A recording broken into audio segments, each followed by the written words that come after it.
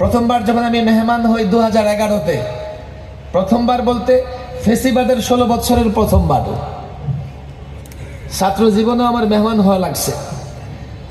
আর 11 থেকে এরপরে 13, 14, 21, 22, 23 তো আমারই সবার আগে মেহমান বানাইছে।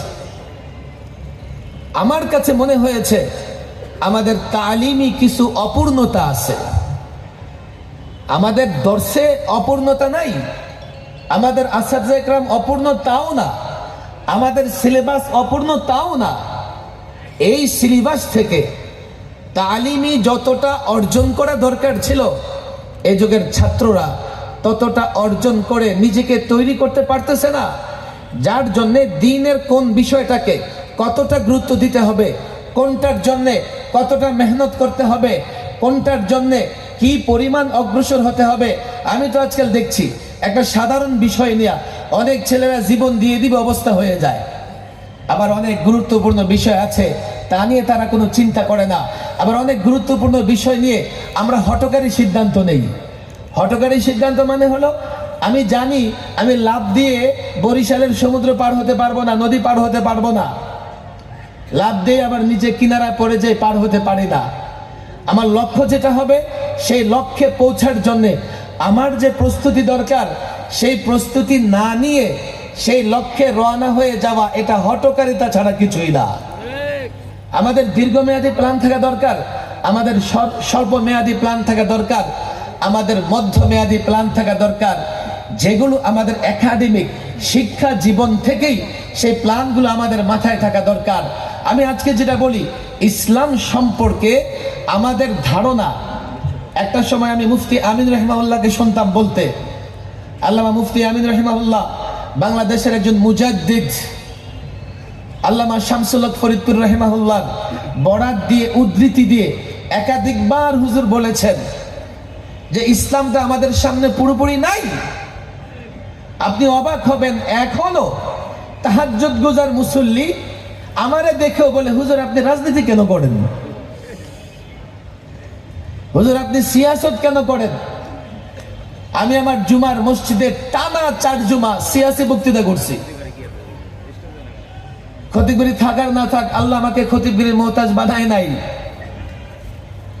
কারণ আমার মুসল্লিরা কালকে আমি যখন সিয়াসি ময়দানে কাজ করব, হ্যাঁ প্রচলিত সিয়াসত নোংরা, কোনো সন্দেহ নাই।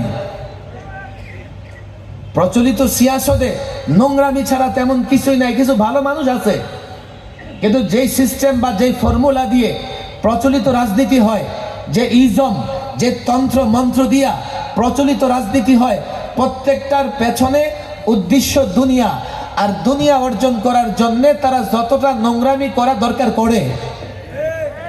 আর সাধারণ মুসল্লিরা মনে করে এত নোংরামির কাজটা আপনারা কেন করেন।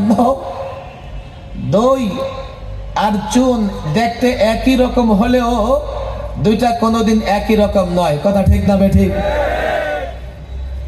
আমি আজকে একটু মিলাই দেখতে চাই আমাদের সামনে পুরাটা ইসলাম আছে না নাই।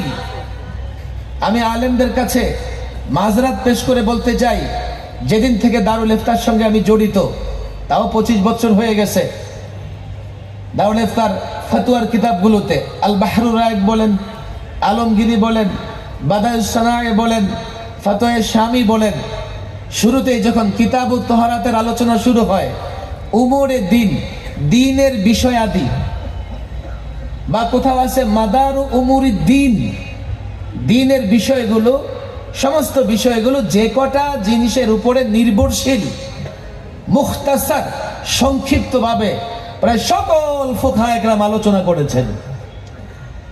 আমাদের দ্বীনের ভিত্তি কি কি বিষয়ের উপরে, আমাদের দ্বীনে কি কি বিষয় আছে, ইজমালান সংক্ষিপ্তভাবে এর একটা আলোচনা আছে।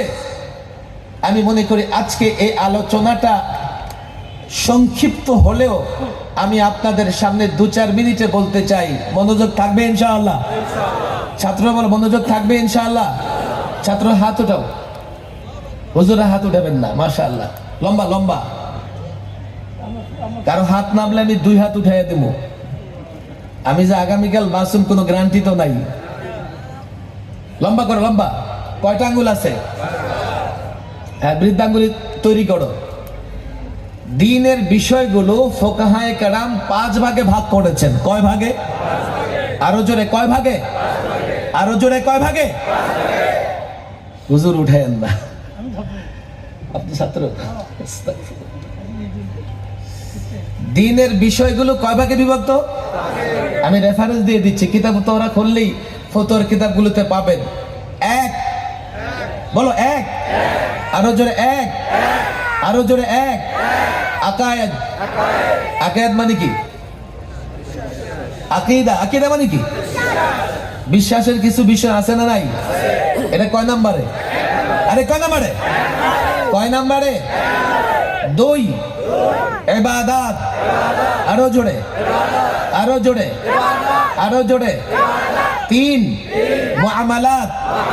আরো জোরে, 3 মুআমালাত। 4 উকুবাত। 4 উকুবাত। উকুবাত।